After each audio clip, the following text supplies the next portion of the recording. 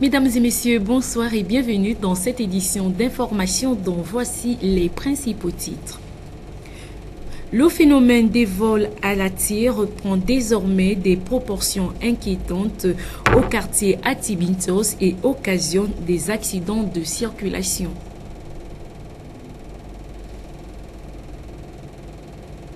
Dans cette édition d'information, nous parlerons également de la ville de Libreville qui bénéficie déjà des noms des rues, du moins dans les quartiers du 1er et 3e arrondissement de Libreville.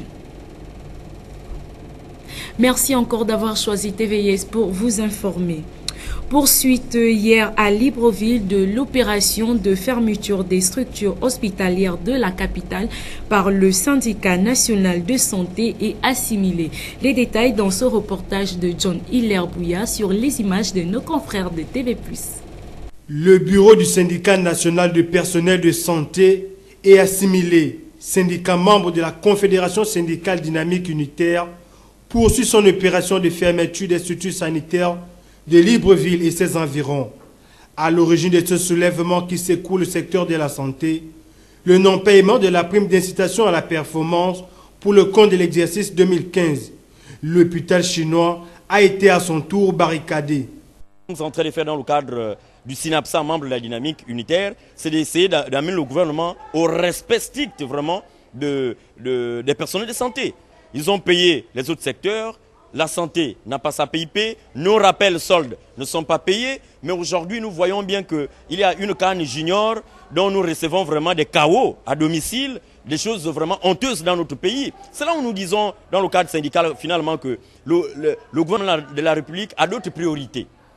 Parce que quoi qu'on dise, une canne n'est pas beaucoup plus importante que la santé ou l'état sanitaire d'un peuple que nous sommes. Une canne n'est pas aussi importante que les lits qui manquent au niveau du CHL, que les appareils d'échographie qui manquent au Bogo du CHL, que de l'eau qui manque au CHL ou toute autre chose.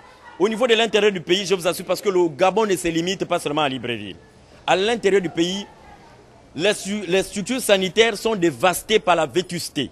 Il n'y a aucun plan opérationnel pour l'amélioration des conditions de travail de nos collègues qui sont à l'intérieur du pays. Peut-être plus tard, je vous ferai parvenir quelques vidéos, puisque j'ai fait le tour du Gabon dans le cadre de la dynamique unitaire l'an dernier. Mais je vous assure, vraiment, c'est histonesque. C'est vraiment ahurissant de vivre dans un pays aussi riche et que les gouvernants batifolent trop sur les chaînes de télévision pour nous faire croire que tout va bien alors que le peuple souffre. Mais lorsque les écoles de santé sont fermées, mais c'est la population qui meurt. Qu'est-ce qu'on fait? Ce ne sont pas les syndicalistes aujourd'hui qui tuent le peuple, mais c'est le gouvernement qui est incapable de fonctionner comme cela se doit, de satisfaire vraiment aux revendications justement des personnels de santé qui, eux, sauvent quand même les vies.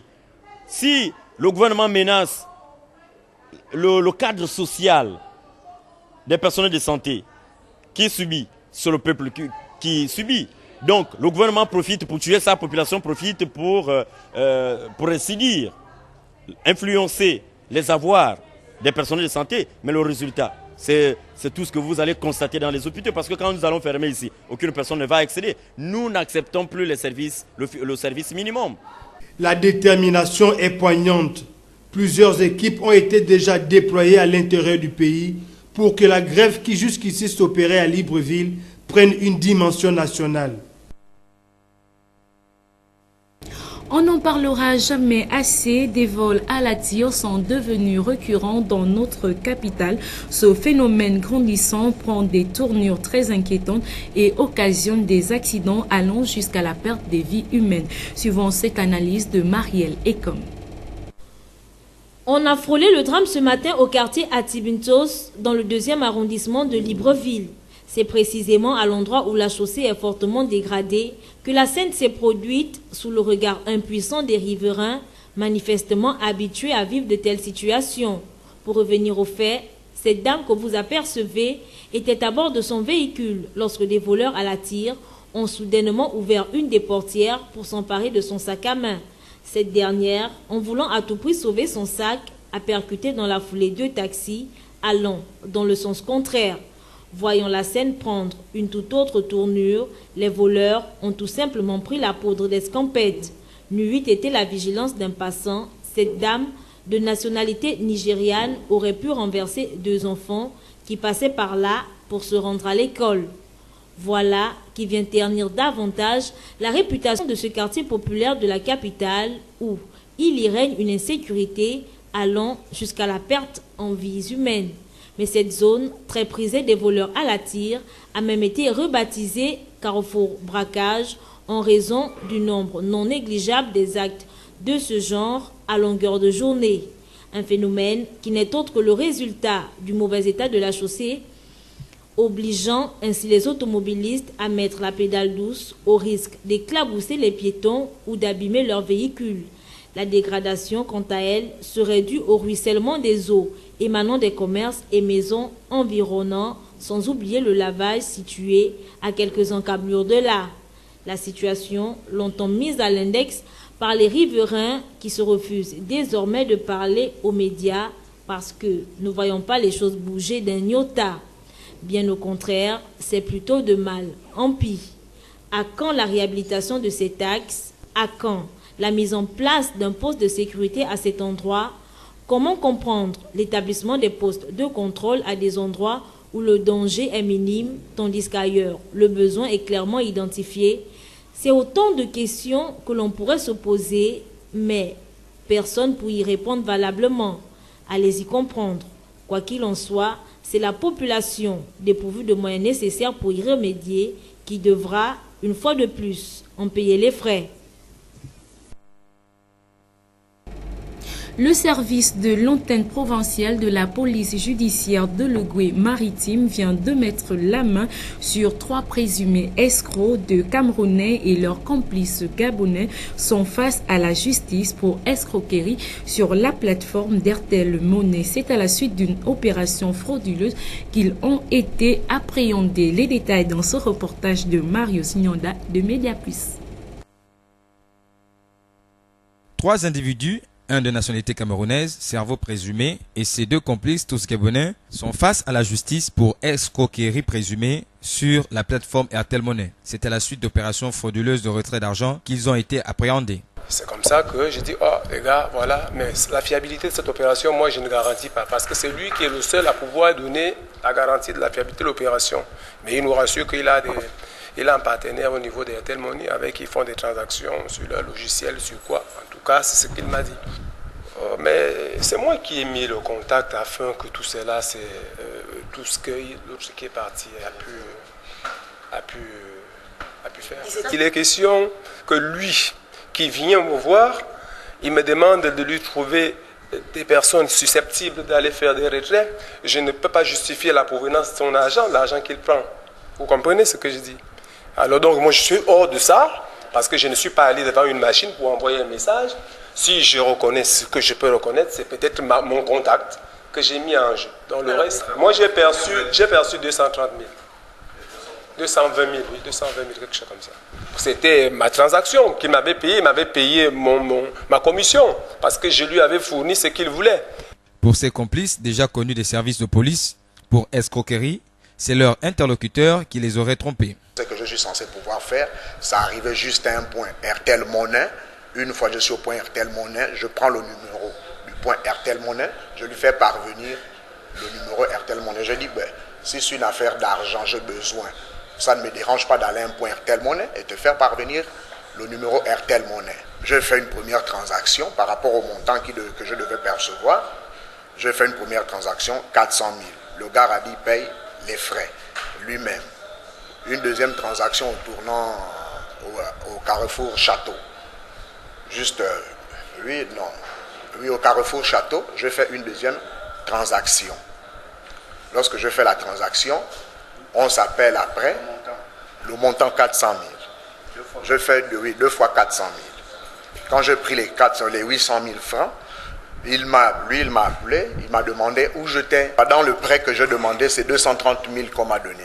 Voilà, donc c'est de ce fait que je me suis présenté avec la moins d'inquiétude et que quand j'ai perçu la somme des 350 000 francs, j'ai fait retour chez Nasser, auquel j'ai présenté la somme encaissée.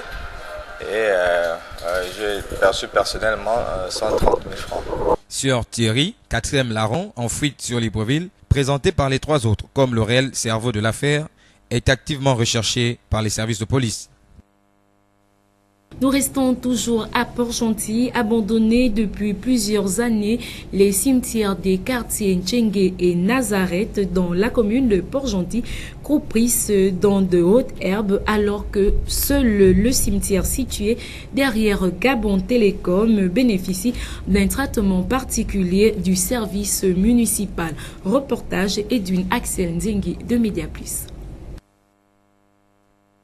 Abandonnés depuis plusieurs années, les anciens cimetières municipaux de Pax, PG2, Lazaret et le tout dernier de Ntchengue ne sont pas entretenus. Le plus souvent, les tombes sont recouvertes de hautes herbes, pendant que l'unique cimetière municipal situé derrière Gabon Télécom bénéficie d'un traitement particulier, notamment avec une équipe d'hommes et de femmes chargés de la propreté de cet espace. Je ne sais pas pourquoi ils le font. Et ici, on ne sait pas si c'est pour les fonctionnaires, en Ntchengue, si c'est pour les pauvres, on ne sait pas. Donc c'est à eux-mêmes d'arranger le problème là pour qu'ils nettoient tous les cimetières du Gabon. Pas seulement Gabon Télécom. S'ils le font, c'est parce qu'ils savent qu'ici on enterre les fonctionnaires et chez les pauvres, c'est pourquoi on néglige. On dit que les riches, c'est ici là qu'on vient enterrer. Là-bas en Ntchengue, ce sont les pauvres comme nous. Voilà, même quand je vais mourir, c'est là-bas qu'on va m'enterrer parce que je ne suis pas riche. Voilà. Pour ces dames, tous les hommes sont égaux. C'est au Gabon qu'on dit que ça c'est le riche, ça c'est le pauvre.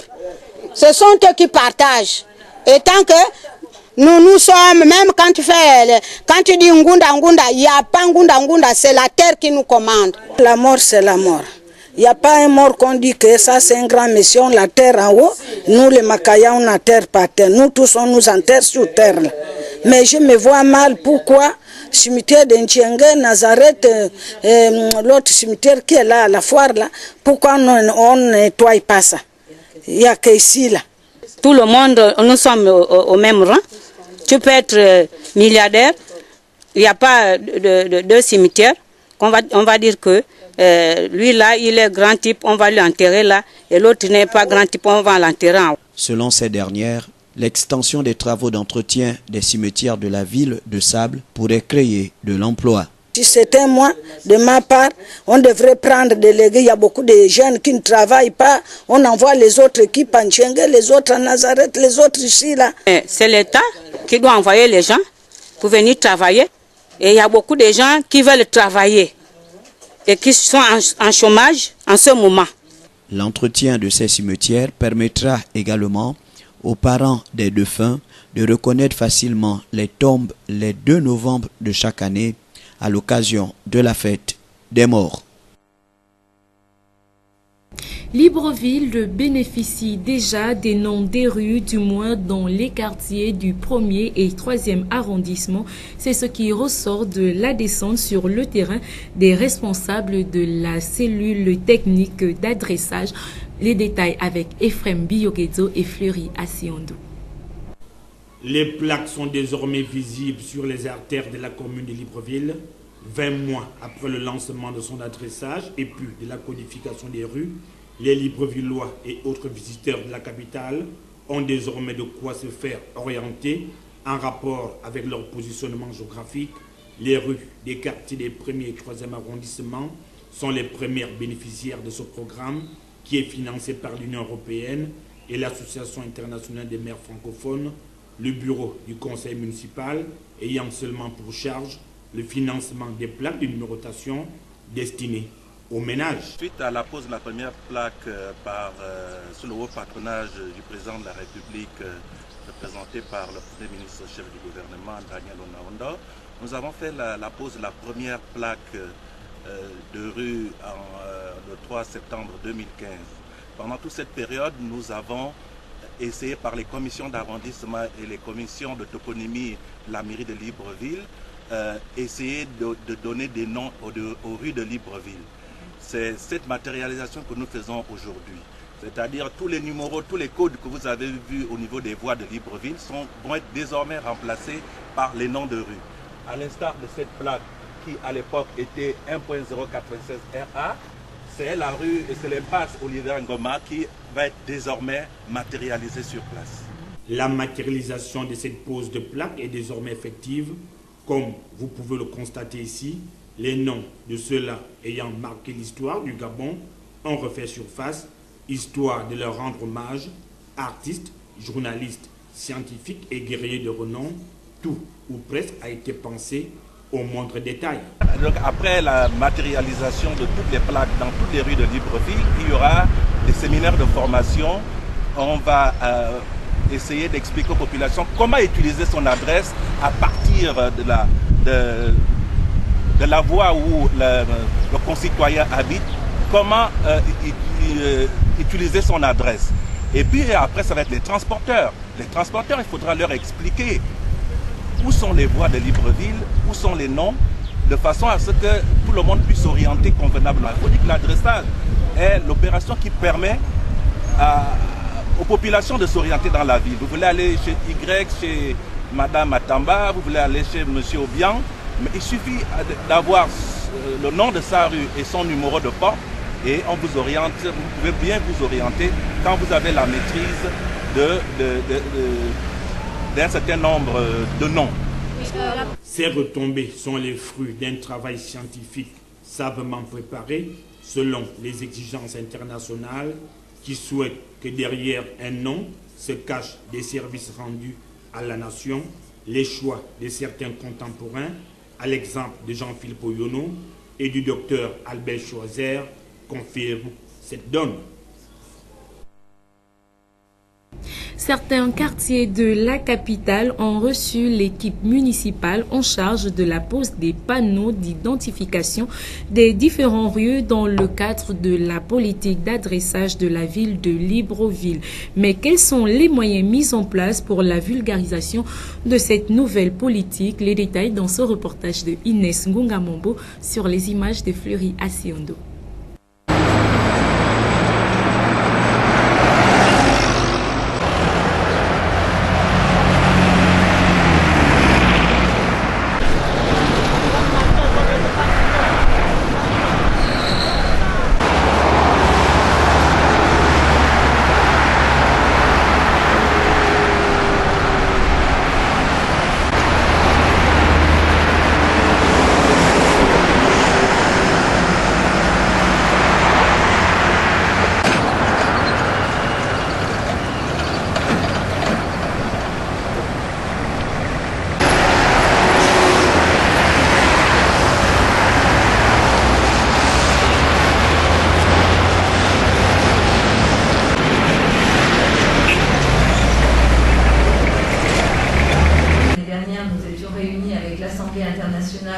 des maires francophones à Kinshasa.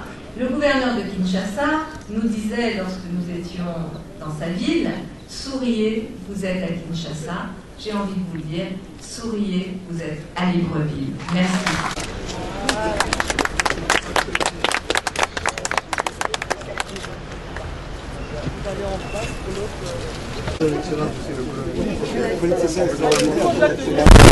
Oh là là là là, c'est pas des gars, c'est quoi ça? Oh là là. Attends.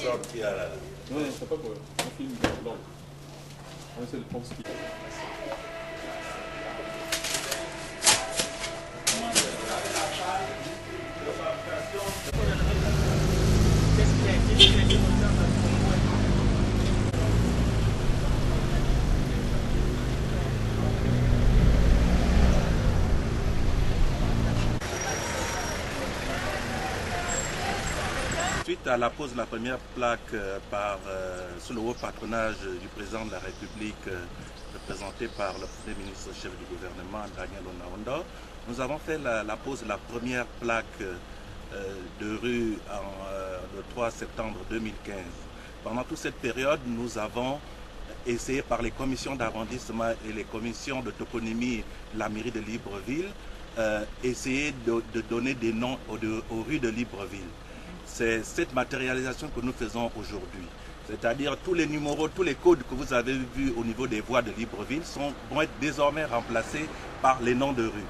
À l'instar de cette plaque qui à l'époque était 1.096 RA, c'est la rue et c'est l'impasse Olivier Ngoma qui va être désormais matérialisée sur place. Ok.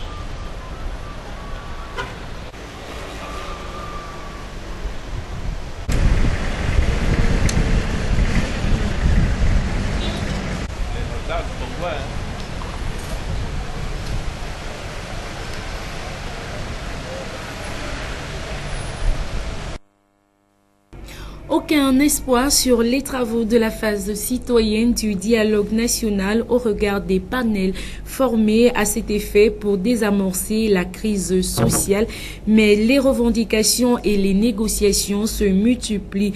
Les détails dans ce reportage de Arnaud Mbabekong. L'administration publique gabonaise est depuis bientôt 10 ans sous l'accélération des grèves tous azimuts, conséquence des problèmes transversaux qu'elle connaît. Une spirale de grève qu'il a fallu court-circuiter en élaborant des pistes de solutions. Voilà qui justifie aujourd'hui la phase dite citoyenne du dialogue qui a précédé la phase politique encore en cours. Mais seulement cette phase qui s'est voulue un antidote de la montée des revendications sociales pourrait ne pas être une solution efficace à ces grèves. Alors même que les recommandations soumises à l'examen sont encore dans les starting blocks des autorités, les administrations sont à nouveau sur la voie des revendications. L'éducation, malgré quelques apaisements, le secteur de la santé, de la magistrature, des PME-PMI, de l'enseignement supérieur, cas du Centre national des œuvres universitaires SONU ou du CNRS débraye encore à grande vitesse. Ce qui laisse penser que les interlocuteurs syndicaux ayant pris part à la phase dite citoyenne ne seraient pas représentatifs, ils seraient plutôt occasionnels, sinon figurants. S'ils se seraient revêtus de la majorité représentative, on n'en arrivait pas là, conclut-on, dans les couloirs de certaines organisations syndicales. L'appât alléchant du gain aurait poussé certaines organisations à y prendre part, tout en sachant qu'elles ne constitueraient pas une force de proposition. Les faits donnent-ils raison à ce raisonnement? À vous de faire une lecture rectiligne. Mais il est fort probable que cette phase citoyenne ne puisse juguler le syndrome de la grève dans l'administration publique au Gabon. Intéressons-nous à présent à la vie des partis politiques au Gabon, notamment leur création, organisation et le mode d'adhésion de ces militants. Reportage Arnaud Mbabekong. Pour une population estimée à 1 800 000 habitants, notre pays compte près de 50 formations politiques, sinon plus, les unes plutoniennes ou jupitériennes en fonction de leur taille. Une pléthore de bannières politiques très loin de l'Occident, deux formations politiques aux États-Unis pour près de 300 millions d'habitants, moins de 10 formations politiques en France pour 60 millions d'habitants, etc. Comparativement à ces pays, le Gabon est un pays atypique en la matière. Sur le terrain, il est des partis politiques qui sommeillent, alors que pour d'autres, en recherchant à quand remontent les dernières activités officielles, on risque fort bien de se casser les méninges, tant on n'y parviendra pas. Une autre forme est régulière dans le paysage politique gabonais, ce sont les partis politiques familles. Ils ont une particularité de retrouver le pouvoir directionnel entre les membres d'une même famille. À l'épreuve du temps et des intérêts nationaux, ils ne résistent pas et leur caducité est souvent remplacée par les militants occasionnels. Au centre de ce jeu trouble sur l'existence et le fonctionnement des partis politiques au Gabon, il y a la population, élément fondamental de leur raison d'être. Celle-ci doit adhérer à un parti politique de son choix. Mais seulement cette adhésion pose le problème de la conviction.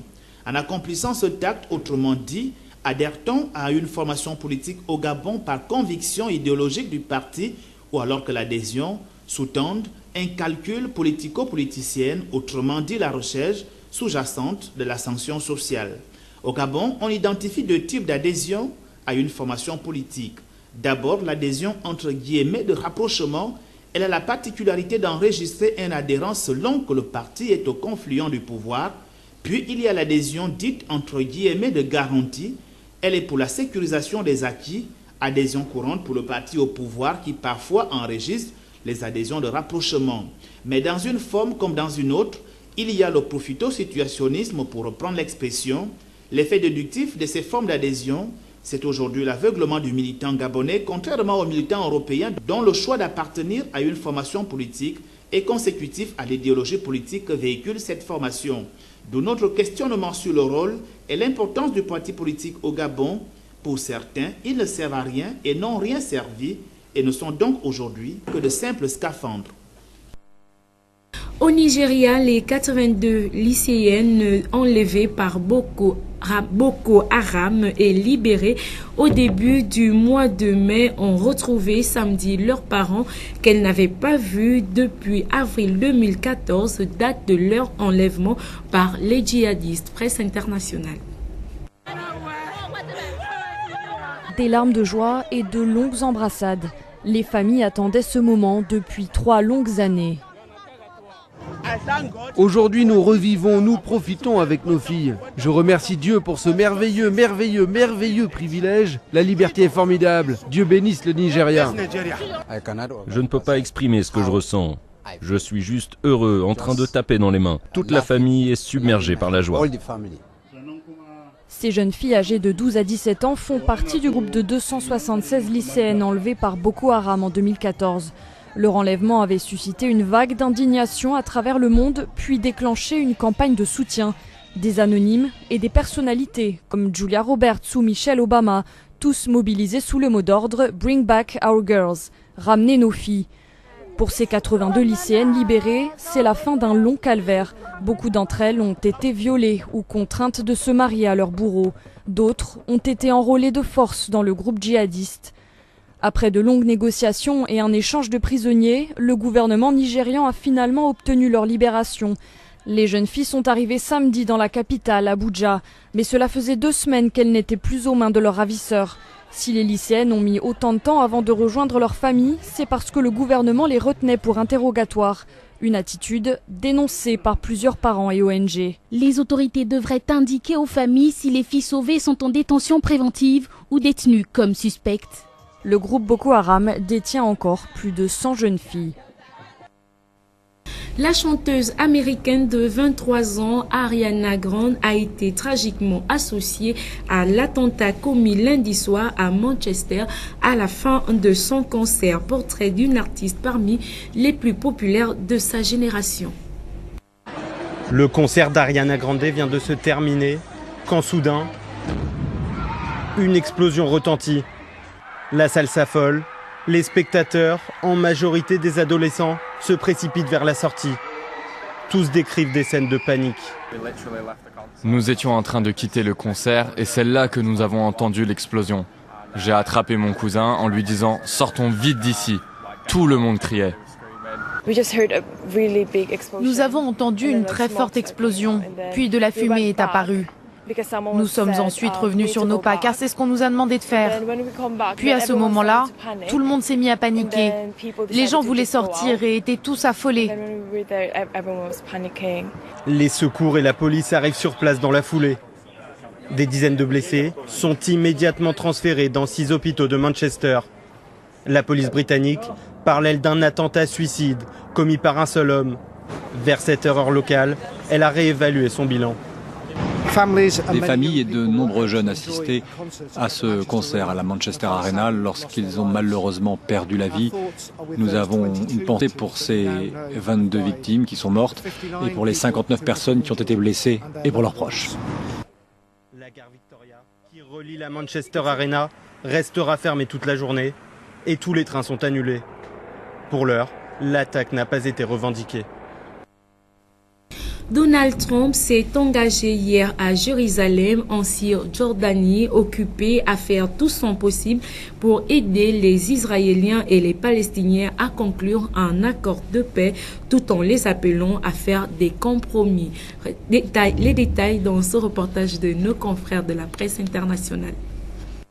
Donald Trump le dit depuis des mois, il veut être le président d'un traité de paix entre Israéliens et Palestiniens. Un objectif qu'il a encore répété dimanche devant plus de 50 dirigeants arabes et musulmans à Riyad. Si les trois religions d'Abraham peuvent se mettre ensemble et coopérer, alors la paix dans ce monde est possible, même entre Israéliens et Palestiniens. Mais jusqu'à présent, très peu de détails sur son projet de paix ne filtrent.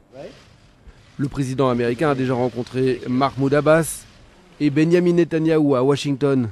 Il s'est montré ouvert à toute proposition, rompant même avec la tradition diplomatique américaine depuis plus de 20 ans d'une solution à deux États. Je regarde la solution à un État ou à deux États et j'aime celle qui convient aux deux parties. Mais même si Donald Trump se dit optimiste, de nombreux acteurs du dossier rappellent qu'il est complexe. Je suppose qu'à un certain moment, pas pendant ce voyage, mais éventuellement plus tard, le président Trump réalisera peut-être qu'obtenir la paix ou cet accord dont il parle ne sera pas facile. Surtout que les points de discorde ne manquent pas. Statut de Jérusalem, retour des réfugiés palestiniens ou encore implantation israélienne en Cisjordanie. Côté palestinien, certains sont sceptiques. Je ne crois pas que Trump sera capable d'aller jusqu'au bout du processus de négociation quand il verra les obstacles sur le chemin. Selon la presse américaine et israélienne, les grandes questions ne seront pas évoquées lors des discours de Donald Trump. Dans un premier temps, le président américain veut gagner la confiance des dirigeants israéliens et palestiniens. Surtout, il souhaite resserrer les liens avec le Premier ministre israélien après les années de relations compliquées entre Netanyahou et Barack Obama. À présent, votre rubrique Expression libre. Comment appelle-t-on les animaux qui se nourrissent essentiellement de poissons? Les détails dans ce reportage de Inès et Fleury.